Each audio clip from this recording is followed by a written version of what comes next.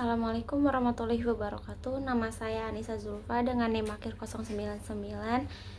Di video ini saya akan mempresentasikan beberapa materi terkait mata kuliah Etika Profesi Hukum dengan dosen pengampu Bapak Kamarusdiana. Mungkin di sini ada beberapa poin yang bakal saya presentasiin. Yang pertama ada pengantar etika profesi hukum, 2 kode etik hakim, 3 kode etik advokat, dan yang 4 kode etik jaksa. Untuk materi yang pertama yaitu mengenai pengertian kode etik. Nah, kode etik ini merupakan suatu sistem norma, nilai, serta aturan profesional secara tertulis dengan tegas menyatakan yang baik dan juga benar, serta apa yang tidak benar dan juga tidak baik bagi profesional. Kode etik ini merupakan suatu pola aturan, tata cara, tanda, pedoman etis di dalam melakukan suatu kegiatan ataupun suatu pekerjaan. Nah, kode etik ini tuh berupa keadilan untuk bisa memberikan suatu pelayanan profesional terhadap masyarakat dengan penuh ketertiban, serta juga keahlian, yakni sebagai pelayanan dalam rangka melakukan tugas yang merupakan kewajiban terhadap masyarakat. Di dalam Undang-Undang Nomor 18 Tahun 2011 tentang perubahan atas Undang-Undang Nomor 22 Tahun 2024 tentang KY, di mana dalam pasal 1 angka 1 kode etik atau pedoman perilaku hakim ini adalah panduan dalam rangka menjaga dan menegakkan kehormatan, keluhuran martabat, serta perilaku hakim dalam menjalankan tugas profesinya dan dalam hubungan kemasyarakatan di luar kedinasan. Dasar hukum kode etik ini ada di yang pertama keputusan bersama KMA dengan KY nomor 47 garing KMA garing 2009 dan 02 garing KY garing 2009 KE PPH Jungto putusan MA nomor 36 P garing HUM garing 2011 tanggal 9 Februari 2012. Yang kedua, keputusan bersama MA dengan KY nomor 2 garing PB garing KMA 2012 dan 2 garing PB garing KY garing 2012 PE PPH. Menurut Bangalore Prinsip, di mana di sini ada prinsip-prinsip yang disusun oleh para hakim dari beberapa negara di dunia sebagai standar kode etik hakim. Nah, di sini itu ada beberapa nilai yang harus ada di dalam diri hakim. Mungkin yang pertama yaitu nilai kemandirian. Nah, prinsip kemandirian hukum ini merupakan suatu kunci dalam menegakkan aturan hukum dan memastikan pengadilan yang adil. Seorang hakim ini harus menunjukkan dan menerapkan kemandirian baik secara individu maupun secara institusional. Yang kedua, nilai tidak memihak, di mana sikap tidak memihak ini itu bersifat sangat penting dalam proses pengadilan untuk memastikan keputusan yang adil baik dalam penentuan keputusan maupun di dalam proses pemutusannya. Yang ketiga ada nilai integritas. Nah, prinsip integritas ini merupakan hal yang sangat penting dalam menjalankan tugas sebagai hakim. Yang keempat ada nilai kesopanan. Nah, prinsip kesopanan ini memiliki definisi bahwasanya seorang hakim ini harus mempunyai tingkat kesopanan dan berperilaku yang sopan, karena hal tersebut sangat penting dalam semua aspek pekerjaannya. Yang kelima, nilai persamaan. Nah, prinsip persamaan ini tuh penting untuk memastikan bahwa semua pihak itu diperlakukan secara adil dan setara di pengadilan agar sistem kehakiman ini tuh dapat berjalan dengan baik. Yang terakhir ada nilai kecakapan dan ketekunan. Prinsip ini tuh kemampuan dan ketekunan yang tinggi adalah syarat utama dalam menjalankan materi. Selanjutnya ada kode etik advokat. Nah, organisasi profesi ini seharusnya memiliki kode etik yang menetapkan tugas dan melindungi hukum anggotanya saat menjalankan pekerjaan mereka. Sebagai seorang advokat yang dianggap sebagai profesi terhormat, mereka harus tunduk pada hukum, peraturan, dan kode etik. Mereka memiliki kebebasan yang didasarkan pada integritas dan karakter yang menekankan nilai-nilai seperti kemandirian, kejujuran, kerahasiaan, dan keterbukaan. Nah, advokat ini merupakan seorang penegak hukum yang setara dengan instansi lain, sehingga harus saling menghormati sesama advokat dan juga pihak lain dalam menegakkan hukum. Nah, oleh karena itu, setiap advokat ini harus memiliki reputasi dan martabat kehormatan profesi, serta taat pada kode etik dan sumpah profesi. Penegakan aturan ini diawasi oleh Dewan Kehormatan yang diakui oleh setiap advokat, tanpa memandang afiliasi organisasi profesi mereka.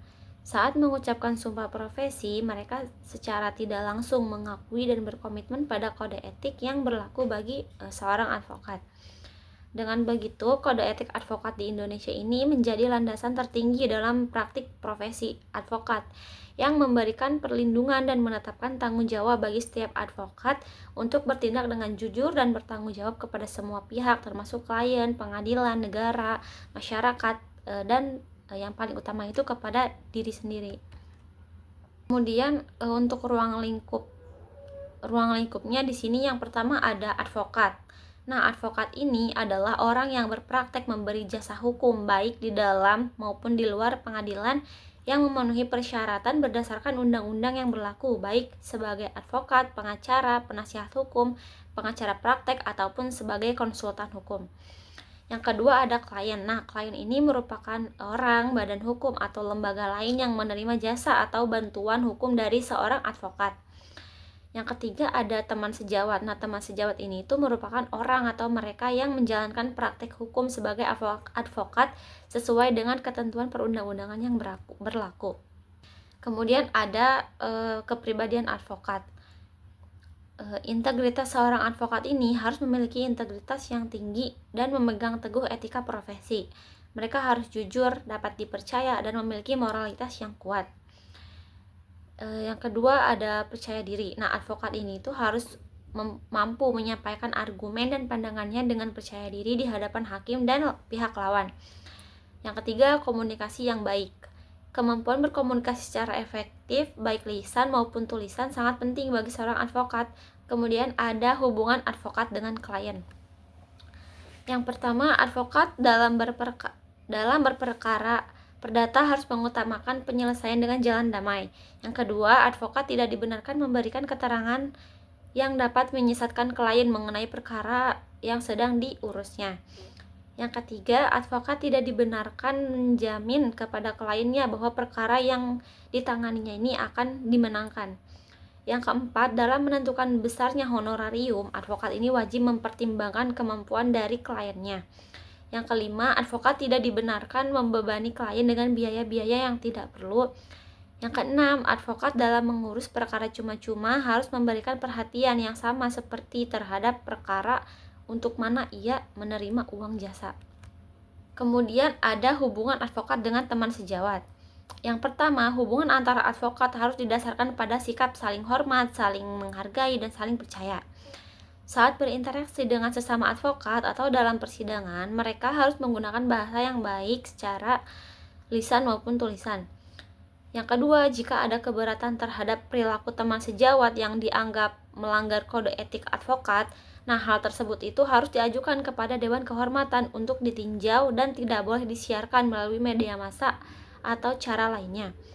Yang ketiga, advokat ini tidak boleh mencuri klien dari sesama advokat atau merusak hubungan klien yang sudah ada. Kemudian ada kode etik jaksa. Nah, dasar hukum kode etik jaksa ini ada di Peraturan Jaksa Agung Republik Indonesia nomor 14-A-JA-11-2012 tentang kode perilaku jaksa.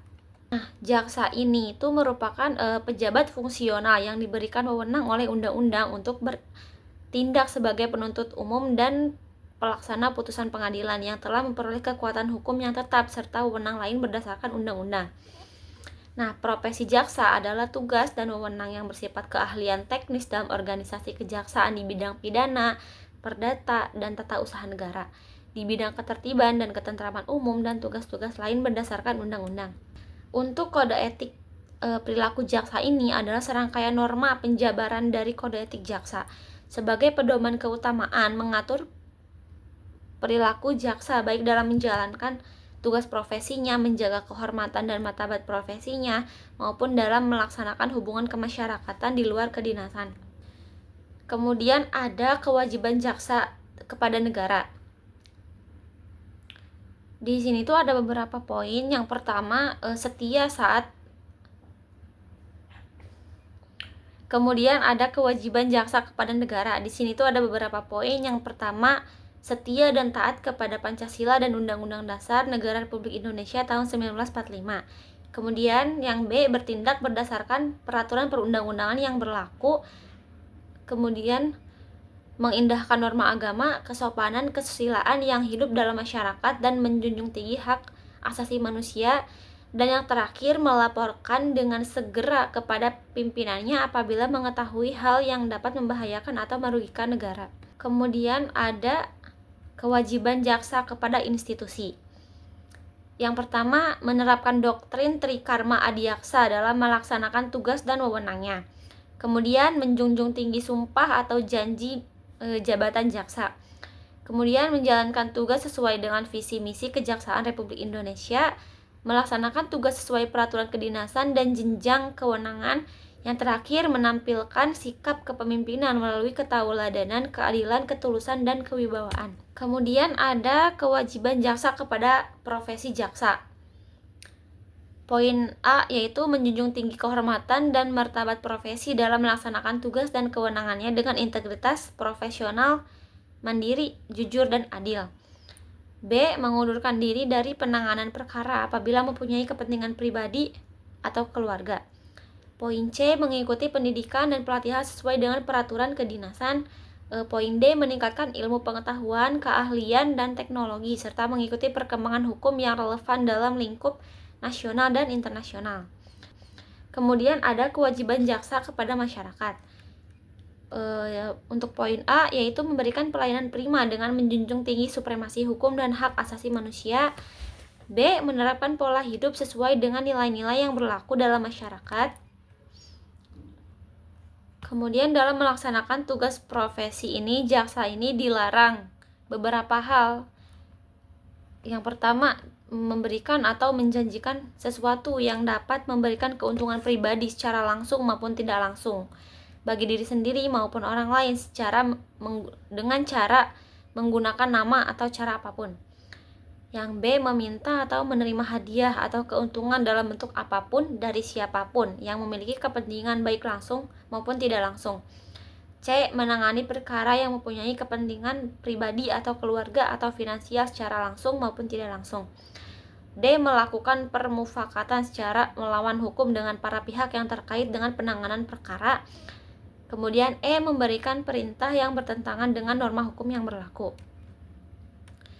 Mungkin itu saja materi yang dapat saya sampaikan. Mohon maaf apabila banyak sekali kesalahan. Wabillahi taufiq wa hidayah. Wassalamualaikum warahmatullahi wabarakatuh.